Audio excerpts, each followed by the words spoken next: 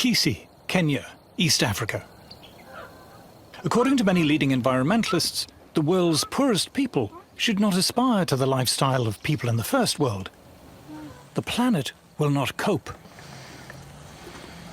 Grace Nyakananda is one of the many Africans who do not have electricity or gas to cook with or heat their homes.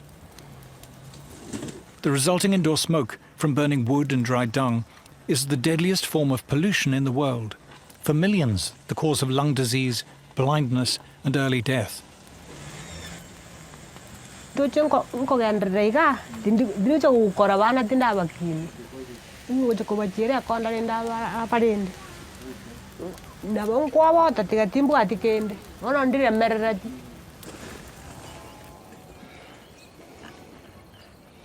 It's not just cheap, reliable electricity that Africa needs.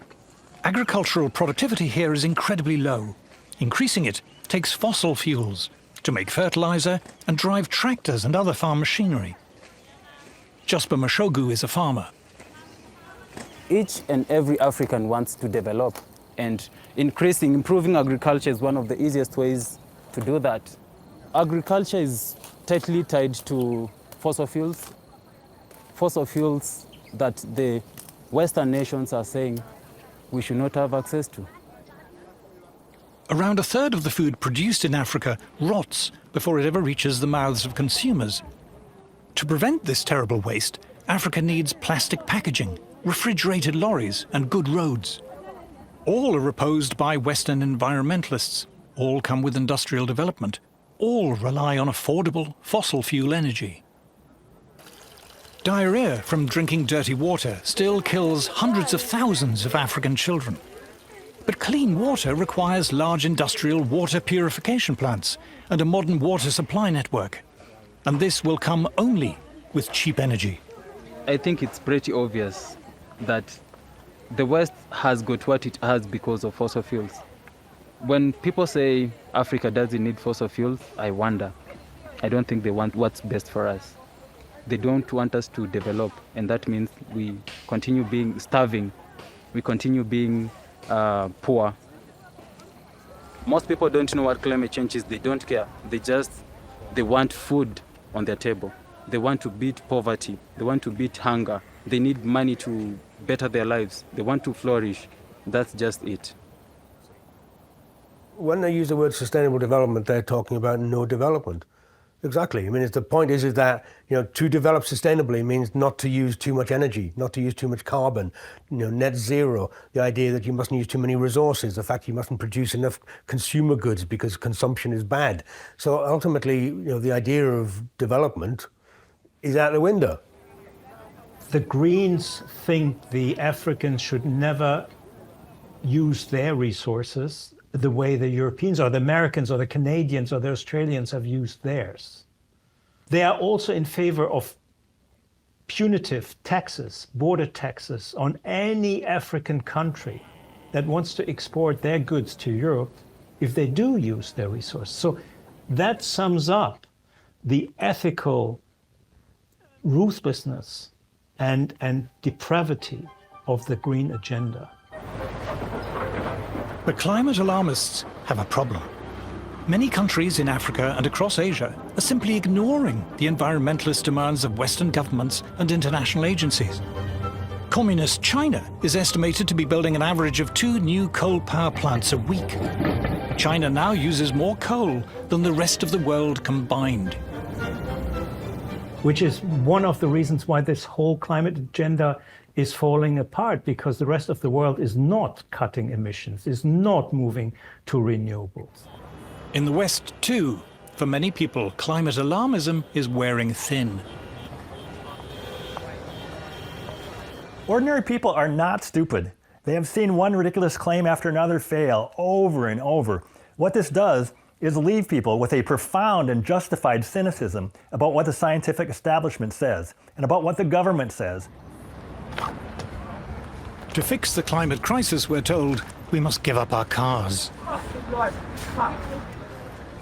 We must pay more for fuel, heating, clothes, food, fly less, limit where we go. This attack on mass travel, mass tourism, mass consumption holds little appeal to the masses. People have started to realise it's going to cost them a lot of money to simply live the lives that they weren't leading, that they want to lead. And as soon as that started to happen, I could see people in the United Kingdom who had previously been indifferent to environmentalism suddenly think, how dare they do that, right? How dare they try and take away what we consider to be not luxuries, but necessities. The whole policy of sustainability is about restraint. It's about restriction, it's about doing less.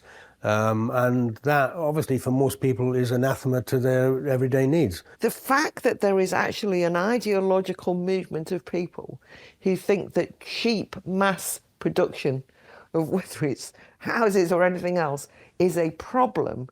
I mean, for God's sake, no wonder people become disdainful of the kind of middle-class outlook of environmentalism. But that is literally what people say. How can we stop people buying cheap things in shops? When climate protesters climbed onto an underground train in London's East End, they were not cheered on by working commuters. They were hurled abuse, pelted, angrily dragged off the train, and received rough treatment on the platform.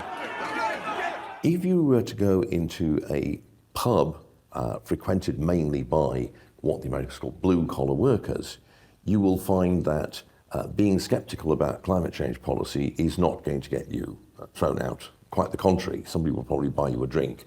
They can tell that behind all the talk about climate emergency, climate crisis, what there actually is an animus and a hostility towards them, their lifestyle, their beliefs, and a desire to change it by force if necessary.